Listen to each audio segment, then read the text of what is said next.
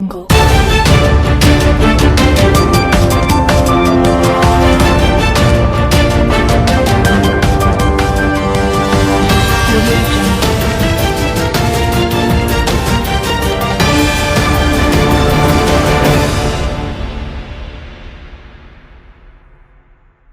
18 डिसेंबर रोजी परिमंडळ लोकशाही दिनाचे आयोजन.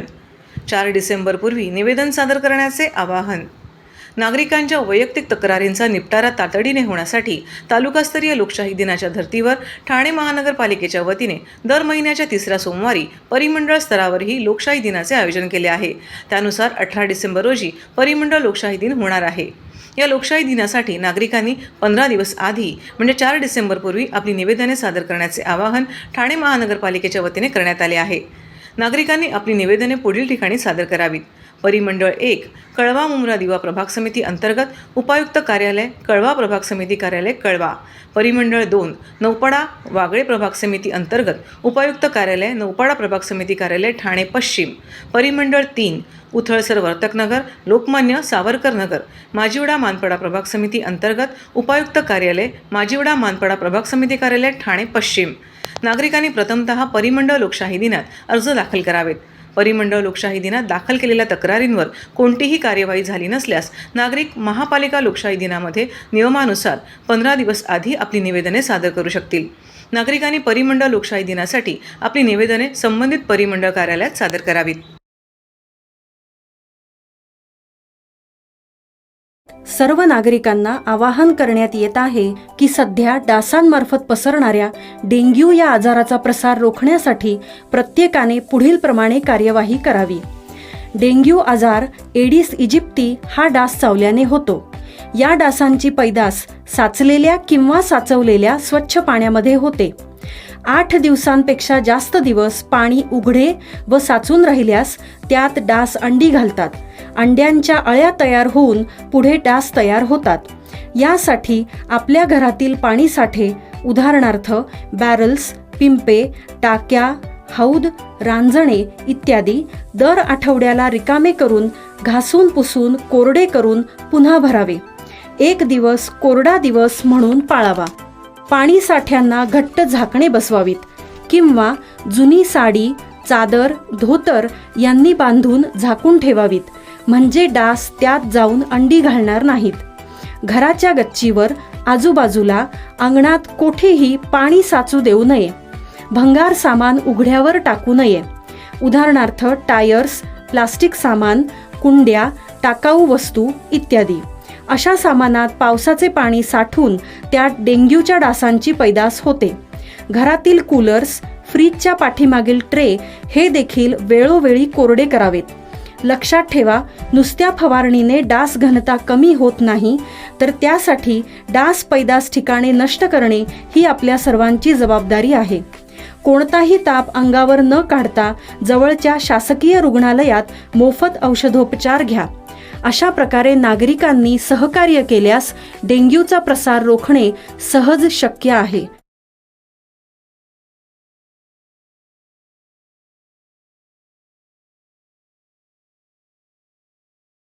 मनोज जरांगे पाटील यांची ठाण्यात भव्य सभा संपन्न. एक मराठा लाख मराठाच्या घोषणांनी गडकरी रंगायतन दुमदुमले. मराठा योद्धा मनोज जरांगे पाटील यांची आज मुख्यमंत्री एकनाथ शिंदे यांच्या ठाण्यात जाहीर सभा पार पडली. मनोज जरांगे पाटील यांच्या ठाण्यात मोठ्या जल्लोषात जंगी स्वागत करण्यात आले. खारीगाव टोलनाकापासून रॅलीला सुरुवात झाली असून माजिवडा सर्कल परिसरात 25 JCBच्या माध्यमातून 11 टन फुलांचा वर्षाव करण्यात आला. तर महानगरपालिका मुख्यालयाजवळ देखील ढोल ताशाच्या गजरात जल्लोषात स्वागत करण्यात आले. त्यानंतर मासुंदा तलाव येथील छत्रपती शिवाजी महाराज यांच्या पुतळ्याला अभिवादन करून ठाण्यातील गडकरी रंगायतन या ठिकाणी भव्य सभा पार पडली. यावेळी मनोज जरांगे पाटील यांनी समस्त ठाणेकर मराठा बांधवांना संबोधित केले. यावेळी आमच्या लेकरांच्या न्यायासाठी आम्ही लढतोय. तुम्ही ठरल्याप्रमाणे करायला तयार नाही. एक माणूस विरोध करतो म्हणून तुम्ही 6 कोटी मराठ्यांना वेठीस धरू शकत नाही. आपण कोणाचे नाव घेत नाही, लायकीही नाही. आधी विचार म्हणून विरोध होता. वैचारिक मतभेद असले पाहिजेत, पण ज्या दिवशी ते कायद्याच्या घटनेच्या पदावर असताना जातीय तेढ निर्माण केला तेव्हापासून त्या व्यक्तीलाही मराठ्यांचा विरोध आहे, अशा शब्दात मनोज जरांगे पाटील यांनी मंत्री छगन भुजबळ यांच्यावर निशाणा साधला आहे. सदर कार्यक्रमाला सकल मराठा समाजाचे ठाणे शहर जिल्हाध्यक्ष रमेश आंबरे, माजी नगरसेवक सुहास देसाई, माजी नगरसेवक कृष्णा पाटील, सचिन पाटील यांच्यासह विविध पदाधिकारी, राजकीय पक्षांचे नेते, खासदार राजन विचारे, जिल्हाप्रमुख केदार दिघे, नगरसेविका नंदिनी विचारे हे व इतर मान्यवर कार्यकर्ते मोठ्या संख्येने उपस्थित होते. मराठा आरक्षणाची लढाई मराठ्यांनी आता 85% जिंकत आणली. आता फक्त 24 डिसेंबरच्या कायदा पारित होण्याची वाट बघायची. मराठ्यांचा विजयाचा क्षण आपल्याला सगळ्याला आता बघायचा. जे आरक्षणामुळं मराठ्यांचे पोरं बर्बाद झाले ते आरक्षणाचा विजय बघायचा. म्हणून मराठ्यांनी आणखीन पुढच्या काळात ताकदीनं एकजूट ठेवा. 24 डिसेंबरपर्यंत आपली सगळ्यांची कसोटी. मराठ्यांचं लेकरू म्हणून लढलो ना आरक्षण आणलं का नाही हे महत्त्वाचं आहे. मराठ्यांनी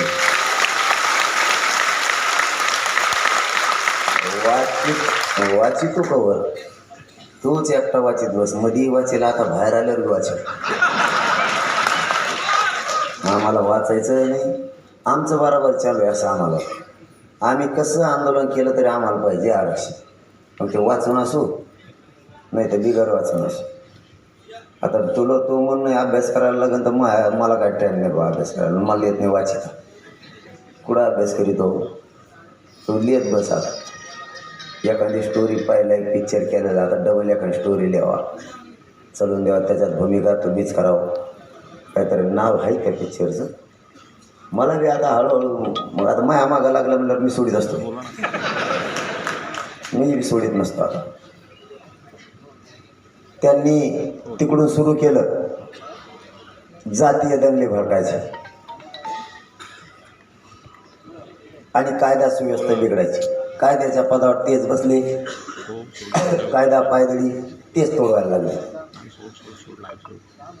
आपण काम सुरू केलं विरुद्ध दिशेनं. रात्रंदिवस जागायचं, रात्र बघायचे नाही, दिवस बघायचा नाही. मराठा समाजाला आरक्षण सांगायचं, मराठा समाजाचा आशीर्वाद घ्यायचा आणि त्याचबरोबर मराठ्यांना शांततेत राहा म्हणून आपण आवाहन करायचं. रात्र दिवस मराठ्यांचं हेच काम चालू. काय वाईट करतो आपण.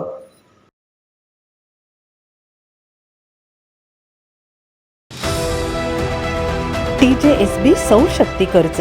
Go green. करा वीज बिलावर बचत. आकर्षक व्याजदर, 84 महिने परतफेड कालावधी, 80% लोन. व्यावसायिक आणि उद्योजकांकरता सुद्धा. अधिक माहितीसाठी तुमच्या जवळच्या शाखेला भेट द्या किंवा संपर्क साधा.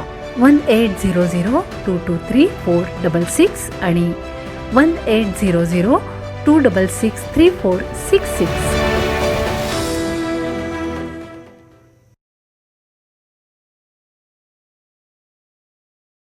वाहतूक विभागातील महिला भगिनींसोबत जिजाऊची भाऊबीज संपन्न.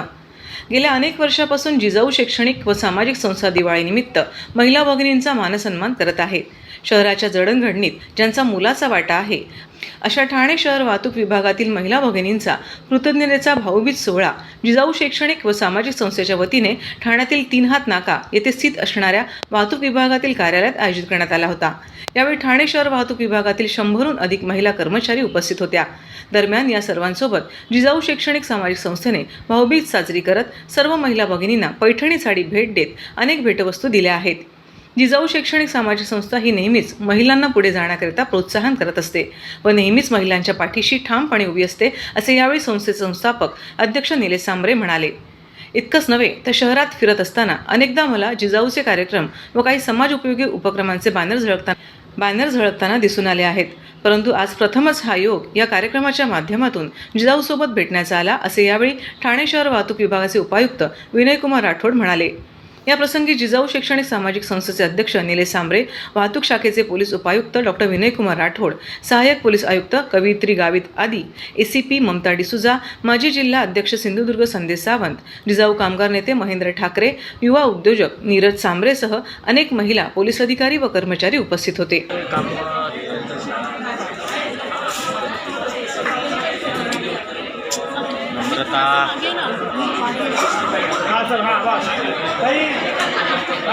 मॅडम शैक्षणिक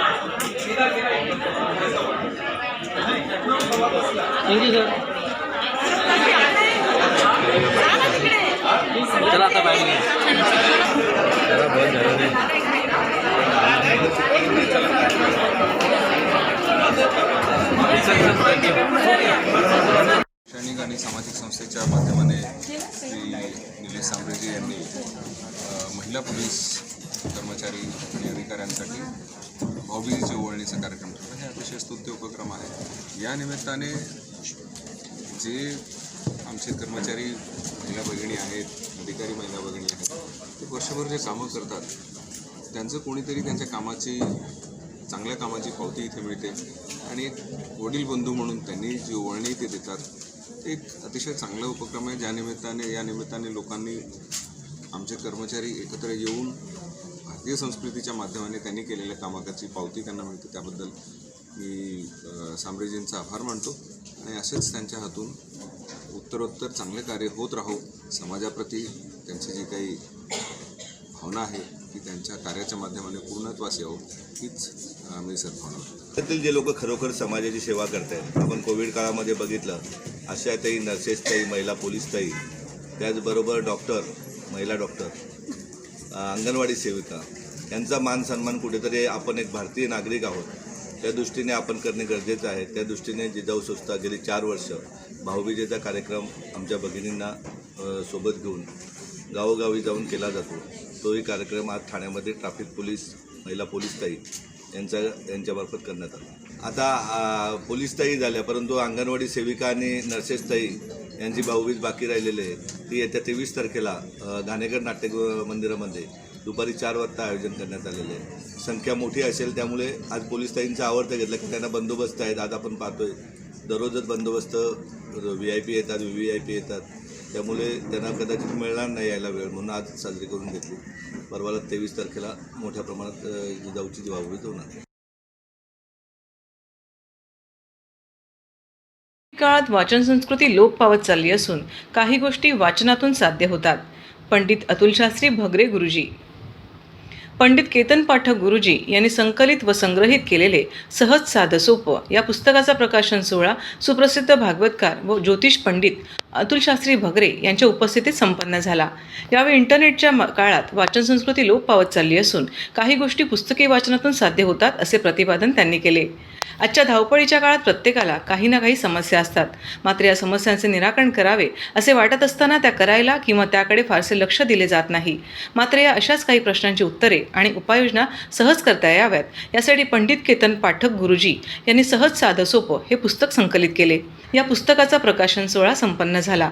यावेळी या प्रकाशन सोहळ्यासाठी प्रमुख अतिथी म्हणून सुप्रसिद्ध भागवतकार आणि ज्योतिषी पंडित अतुलशास्त्री भगरे गुरुजी, सामाजिक न्याय लाच प्रतिबंधक न्यासाचे अध्यक्ष दीपक टेकचंदानी, किर्गिस्तान दूतावास मुख्य राजनैतिक अधिकारी देवेंद्र साळी, ॲडव्होकेट मोहन शुक्ल, नरेंद्र पाठक येथे उपस्थित होते.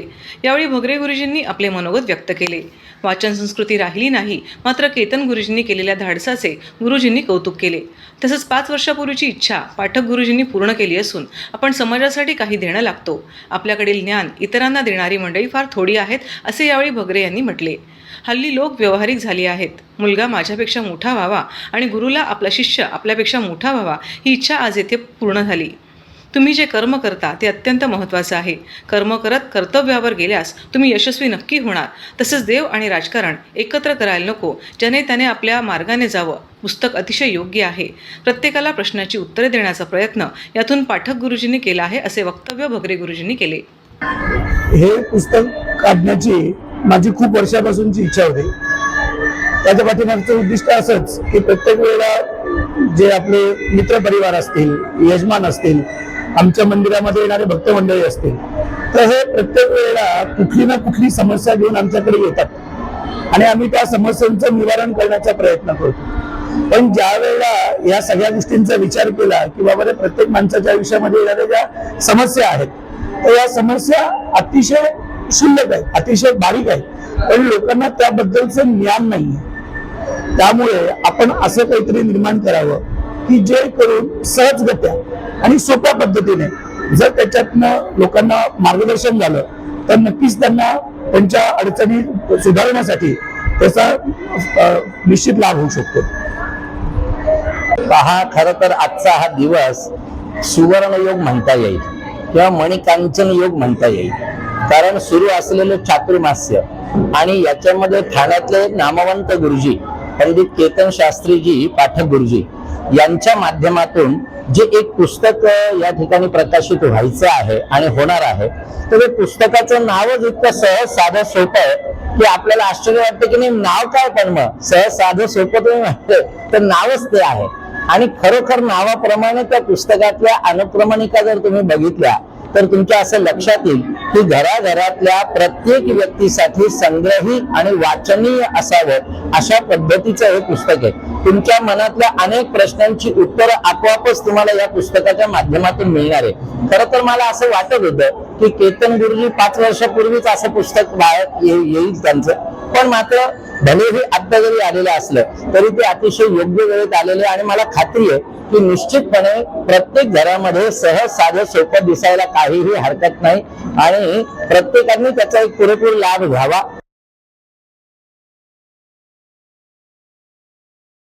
प्रारंभातर्फे आम्ही साराजणी महिला महोत्सवाचं आयोजन. महिलांना हक्काचे व्यासपीठ मिळावे या उद्देशाने प्रारंभ कला अकादमीतर्फे दरवर्षीप्रमाणे यंदाही वनिता थोरात स्मृती महिला महोत्सव अर्थातच आम्ही साराजणीचे आयोजन करण्यात आलं आहे. महोत्सवाचे हे 11वे वर्ष आहे. वय वर्ष 18 व त्यापुढील सर्व महिला यामध्ये सहभागी होऊ शकतात. स्पर्धा आणि महोत्सव विनामूल्य आहे. शनिवारी दिनांक 25 नोव्हेंबर रोजी doctor Kashinath Ghanekar mini theatre येथे दिवसभर या स्पर्धा होणार आहेत. वय वर्ष 18 व त्यापुढील महिलांच्या 2 गटासाठी सुगम संगीत, सोलो डान्स ग्रुप, दिलेल्या शब्दावरून कथा तयार करणे, ना धो महानूर यांच्या निसर्ग कवितेचे सादरीकरण आणि रसग्रहण, स्वर संवाद पत्राच्या माध्यमातून आणि वेळेवरची खेळ स्पर्धा घेण्यात येतील. एक स्पर्धक एकापेक्षा जास्त स्पर्धेमध्ये सहभागी होऊ शकतो. तसेच त्यांनी नाव नोंदणीसाठी आपलं नाव, वय, भ्रमणध्वनी आणि कोणत्या स्पर्धेमध्ये सहभागी होणार ते 7208421709 या क्रमांकावरती व्हॉट्सअपद्वारे कळवण्याचं आवाहन प्रारंभच्या डॉक्टर अरुंधती भालेराव यांनी केलं आहे. दरम्यान या स्पर्धेचा बक्षीस वितरण आणि विविध सांस्कृतिक कार्यक्रम रविवारी 26 नोव्हेंबर रोजी गडकरी रंगायतन ठाणे येथे होणार आहे. या कार्यक्रमासाठी प्रमुख पाहुण्या म्हणून अभिनेत्री शुभांगी गोखले, पितांबरीचे विश्वस्त दामले, सुधाताई म्हैसकर, अत्रेकट्ट्याच्या संपदा वागळे इत्यादी उपस्थित राहणार आहेत. नाही तर सांस्कृतिक, शैक्षणिक आणि सामाजिक क्षेत्रामध्ये समाजाचं आपण काहीतरी देणं लागतो या भावनेने आम्ही सगळे एकत्रित अत्यंत गुण्यागोविंद 350 महिला स्पर्धक विविध वयोगटातले सहभागी होत आहेत. 26 तारखेला मात्र कार्यक्रमांची रेलचेल आहे. त्यातला पहिला काय, सगळे विविध क्षेत्रात पुरुष आणि स्त्री मिळून काम करत असतो. जेव्हा काही मिळत नाही तेव्हा चारित्र्यावर शिंतोडे उडवले जातात आणि आपण सगळे वेगवेगळ्या पद्धतीने याला फेस करत असतो. बोल्ड विषय आहे, परंतु या चर्चेमध्ये सहभागी होत आहेत माजी महापौर सध्याच्या शिवसेनेच्या, मला त्यांचं, त्याचप्रमाणे मृणाल पेंडसे बीजेपीच्या, त्याचप्रमाणे अभिनेता शेखर फडके आणि प्रसिद्ध हिंदी मराठी रायटर सुलभा कोरे. असे अनेक प्रश्न माझ्या मनात कायम पडलेले असतात आणि म्हणून ही चर्चा आहे. ज्या पत्रकार सुद्धा आहेत, त्याचबरोबर अभिनेत्री आदिती सारंगधर म्हणजे एक अभिनेत्री, एक निर्माती, त्याचबरोबर त्याच्या शिरीष लाटकर हे पण सहभागी होणार आहेत.